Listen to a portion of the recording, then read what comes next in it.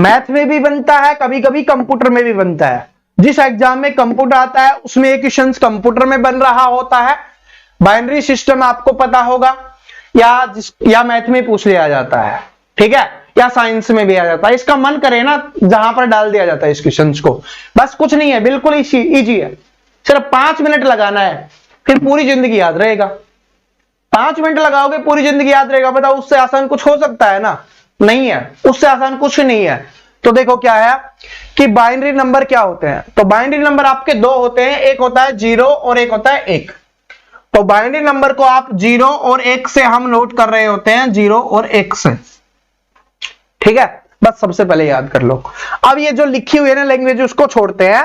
अब सबसे पहले मैं आपको क्वेश्चंस दिखाता हूं, कैसे क्वेश्चंस आपके पेपर में बनेगा।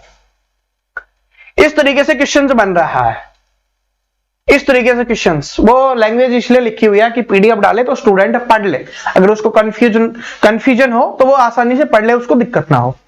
अब इस क्वेश्चन को देखिए क्या है कि संख्या 32 का बाइनरी संख्या के रूप में क्या मान होगा, ये आपको बताना है कि संख्या 32 का बाइनरी संख्या के रूप में क्या मान होगा। तो इसके लिए आपको क्या करना है, इसके लिए आपको सबसे पहले एक चार्ट बना लेना है। इस तरीके से, इस तरीके से हम बना लेते हैं, और यहां पर आपको क्या लिखना है, 32 लिखना है। और इस 32 जो यहां पर संख्या लिखी हुई है ना, उसको लिखना है और 2 से भाग देना है। 2 से भाग देंगे कितने पे जा रहा है, 2 से भाग देंगे कितने पे जा रहा है, 16 पे। क्या कोई शेष बचा? नहीं बचा, तो हमने यहां पर लिख दिया 0। उसके बाद क्या करेंगे, फिर से 2 से भाग देंगे, कितना है, 2 अंठे 16, क्या ही आपका 0।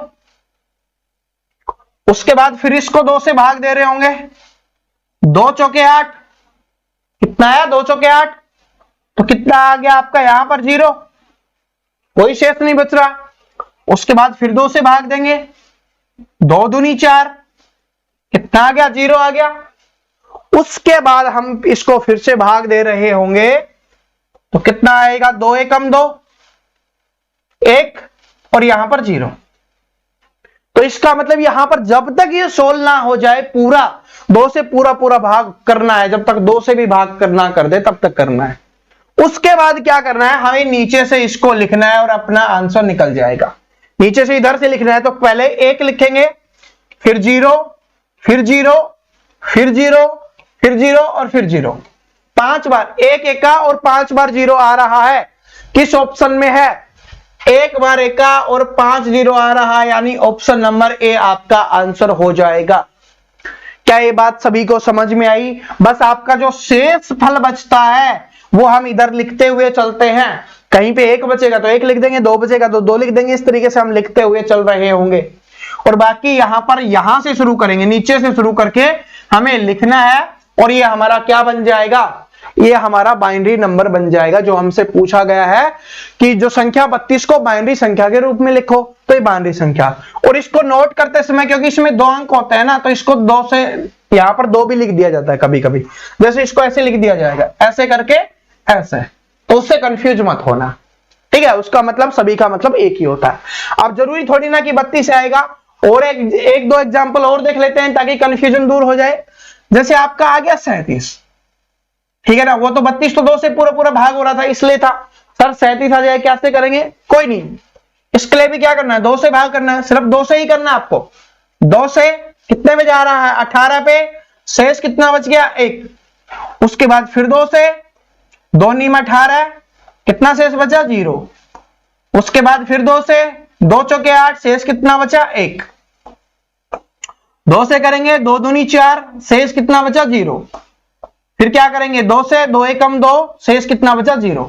अब बस इसको लिखना है, इधर से शुरू करके हम लिखेंगे ऊपर तक, तो क्या होगा, 1 0 0 1 0 1, ये आपका आंसर बन रहा होगा। इस तरीके से हमें बाइनरी संख्या निकालनी होती है, ठीक है। और ये आपके पेपर में बाइनरी संख्या के रूप में हमेशा पूछा जाता है। बात समझ में आ गया? तो इस तरीके से हम इसको सोल्व कर रहे होंगे। बातों को समझ में आ गया? तो अगर आपसे कभी भी पूछे, आप इसको दिमाग में भी कर सकते हो, क्योंकि इधर करना है, बस इनको ध्यान देना है। इसको भाग करते हुए चलो, इधर शेष है उनको ध्यान रखते चलो, और नीचे से लिखना है। इस बात को याद रखना। कैसे निकला है, आपको नीचे से लिखना है, ऊपर से नहीं लिखना होता, क्योंकि हम ऊपर से लिखने की आदत होती है हमें सबसे ज्यादा, लेकिन इसमें क्या होता है, नीचे से लिखना होता है, इसलिए नीचे से ही लिखें। कहीं पे ये 2 दिख जाए, इससे कंफ्यूज मत होना, ठीक है। समझ में आ गया। अब आप आसानी से निकाल सकते हो। अब आपको क्या करना है, आपको कुछ नहीं करना। अब आपको क्या करना है, बस जो भी आपको संख्या दिखे उसका निकाल के देख लो। 10 का निकालो, 5 का निकालो, 15 का निकालो, 17 का निकालो, 22 का निकालो, 24 का निकालो, जो आपका मन करे आपको बस निकालना है, ठीक है। तो उससे हो जाएगा। अब देखिए क्या है कि बाइनरी संख्या ये है को दशमलव के रूप में बदलिए। अब इस बार पिछले वाले क्वेश्चंस में ये 2 टाइप से पूछे जाते हैं, मैंने बोला था ना। एक तो क्या होगा, आपको संख्या दी जाएगी, उससे बाइनरी पूछेगा। अब दूसरा क्या होगा, बाइनरी से आपसे दशमलव पूछेगा, यानी अपनी संख्या पूछ रहा होगा। तो बस निकालना है। क्या संख्या है, 1 0 1 1 0। इसमें सिर्फ कुछ नहीं होगा, इन संख्याओं में और कुछ नहीं हो सकता। क्या तो 0 होगा या 1 होगा, क्योंकि बाइनरी में होता ही यही है, क्या तो 0 क्या 1। बात समझ रहे हो ना, क्या होगा 0 क्या 1 होगा, ठीक है। ये हो गया। अब इसको निकालते समय आपको ध्यान रखना है कि इधर से हम शुरू करेंगे, यानी दाईं तरफ से हम शुरू कर रहे होंगे। पहले में लिखेंगे 2 की पावर 0, क्योंकि 2 से भाग देते हैं ना, क्योंकि इसको ऐसे बनाने के लिए हमने किसी संख्या को 2 से भाग दिया होगा, तभी ये ऐसे बना है।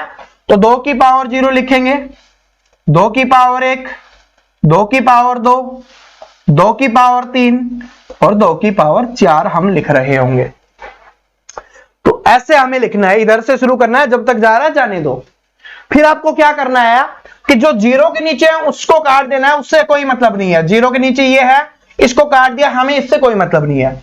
0 के नीचे ये है, इसको काट दिया, हमें इससे कोई मतलब नहीं है।